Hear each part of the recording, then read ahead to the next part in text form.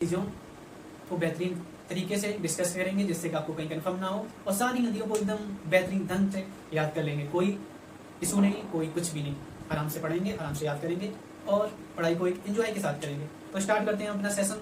तो देखिए, अब मेरा टॉपिक था पर्वतीय क्षेत्रों में गंगा नदी का विस्तार। तो गंगा नदी का विस्तार कहाँ से होता है हम आपको बताते हैं। जो मेरा मेन पॉइंट है, यानी कि गौमुख से आप लोगों को पता होगा नहीं पता होगा, मैं बताता चलूंगा। जो गौमुख है, यहाँ से मेरा गंगा नदी का उद्गम हुआ है। ये रही मेरी गौमुख जी, गौमुख, यहाँ से उद्गम हुआ है गंगा मैया का, यहाँ से उद्गम हुआ है प्रारंभिक। ये हमारी प्रारंभिक अवस्था है जहाँ से गंगा माता का उद्गम होता है। इसके बाद यही आपने सुना होगा कि केदारनाथ भी पड़ता है। केदारनाथ से यहाँ से केदारनाथ से भी उद्गम होता है। केदारनाथ से गंगा का माना जाता है कि केदारनाथ से भी गंगा जी का निकलना वो होता है। इसके बाद यहाँ से गंगा जब निकलती है तो यहाँ केदारनाथ में जाकर इनका नाम पड़ जाता है मंदाकिनी। आपने सुना होगा मंदाकिनी, यहाँ पर लोग इनको बोलते हैं, यानी कि यहाँ पर इनको मंदाकिनी बोलते हैं। मंदाकिनी, यहाँ पे इनको नाम दिया गया मंदाकिनी। मंदाकिनी के नाम से केदारनाथ में इनको जाना जाता है। यहाँ से जैसी प्रारंभिक अवस्था होती है और इनको यहाँ के उसके नाम से क्या बोलते हैं, मंदाकिनी नाम से जाना लगता है। इसके बाद आपने देखा होगा कि यहाँ जाते जाते एक बद्रीनाथ पड़ता है, आपने सुना होगा बद्रीनाथ। बद्रीनाथ में क्या होता है, बद्रीनाथ में इनका नाम अलकनंदा पड़ता है जाके। बद्रीनाथ एक एरिया पड़ती है, आपने सुना होगा बद्रीनाथ यानी केदारनाथ से थोड़े आगे चलेंगे, यहाँ पाया जाता है बद्रीनाथ। ये जो बद्रीनाथ है, बद्रीनाथ में यहाँ इनका नाम अलकनंदा पड़ता है। क्या पड़ता है, अलकनंदा, यहाँ इनका नाम अलकनंदा पड़ जाता है गंगा माता का। देखिए, पहले गौमुख से निकली तो सीधा यहाँ से इनका प्रारंभिक अवस्था है, यहाँ से निकली केदारनाथ में मिली, केदारनाथ में इनका नाम मंदाकिनी पड़ गया।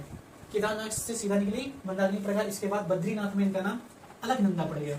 जैसे ही बद्रीनाथ में पहुंची तो इनको अलकनंदा कहा जाने लगा, अलकनंदा कहा जाने लगा। इसके बाद इसमें कई सारी, जैसे कि हम आपको बताएं, धौलगिरी से उद्गम होता है हमारी जो और भी नदियां हैं इसमें, इनकी धौली गंगा यहाँ से निकलती है, इसमें सहायक नदी मिलती आती है। यहाँ उद्गम होता है धौलगिरी से, धौलगिरी यहाँ से उद्गम होता है हमारी एक नदी है जिसे हम धौल गंगा कहते हैं, यानी कि धौली गंगा कहा जाता है। यहाँ से उद्गम, जैसे धौलगिरी से उद्गम होता है मेरा, यानी कि धौली गंगा यहाँ से एक कहा जाता है। धौली गंगा के नाम से यहाँ एक नदी मिलती है आके, जो हमारी धौलगिरी से उद्गम होती है। ये बद्रीनाथ में आकर यहाँ सहायक नदियाँ मिलती हैं आके, ये इधर से आती हुई इसमें अलकनंदा में आके मिल जाती हैं। इसके बाद जैसे अलकनंदा में यहाँ पे मिलती हैं तो इसके आगे ऐसा नहीं, और भी सहायक नदियाँ में मिलती हैं आके, जैसे कि इसके आगे आ जाता है नंदा देवी। नंदा देवी पर्वत पाया जाता है, ये धौलगिरी पर्वत है। जब लिखा है पर्वतीय विस्तार, पर्वतीय क्षेत्र से निकला है तो आपको पता होना चाहिए कि धौलगिरी पर्वत से हमारी धौलगंगा निकली है। इसके बाद आ जाता है मेरा नंदा देवी। नंदा देवी यहाँ नदी आती है, नंदा देवी। तो ये मेरा नंदा देवी,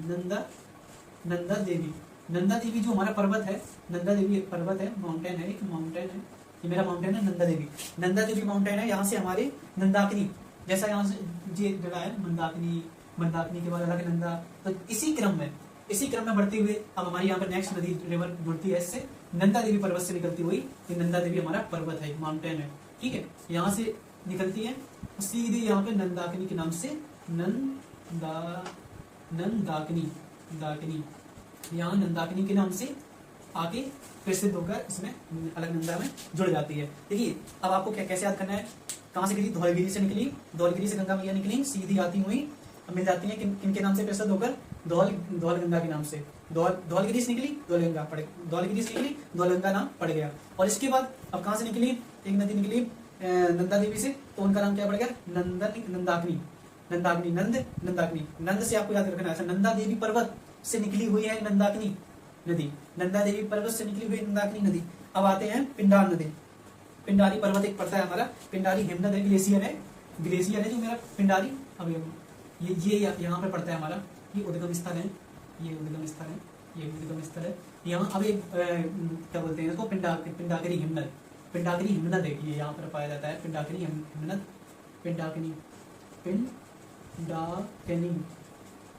पिंडाकिनी ग्लेशियर जिसे बोलते हैं, ग्लेशियर। ये हमारा पिंडाकिनी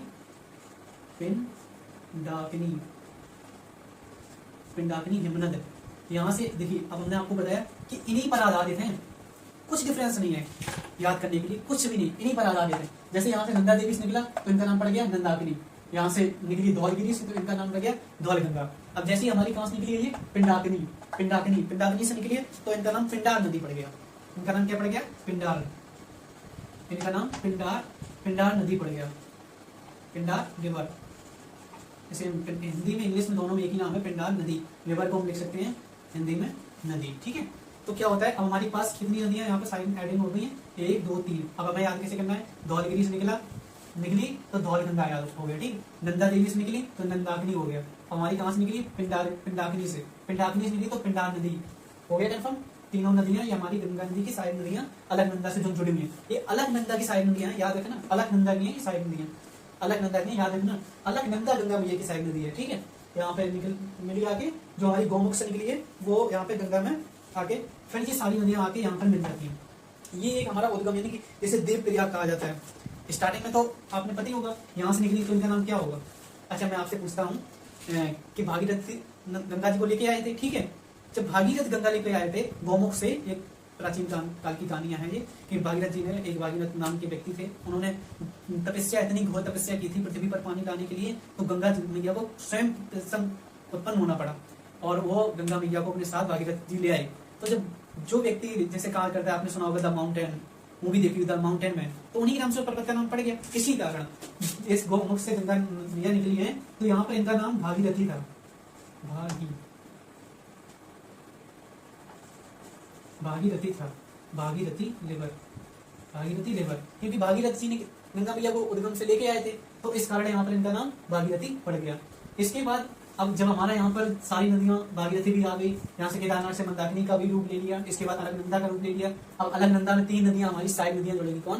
पहली हमारी नदी थी कौन? धौलगिरी पर हिमनद से निकली थी, धौलगिरी से निकली तो धौलगंगा कहा जाने लगा। इसके बाद हमारी निकली नंदगिरी से, जब हमारी नंदा देवी से निकली, नंदा देवी पहाड़ से निकली तो उसका नाम नंदाकिनी पड़ गया, नंदाकिनी रिवर। इसके बाद हमारी निकली पिंडाकिनी से निकली नदी तो उसका नाम पिंडार नदी पड़ गया, पिंडार नदी पड़ गया। इसकी पिंडार नदी पड़ने का कारण यह है कि हमारी ग्लेशियर से, पिंडार ग्लेशियर से निकली।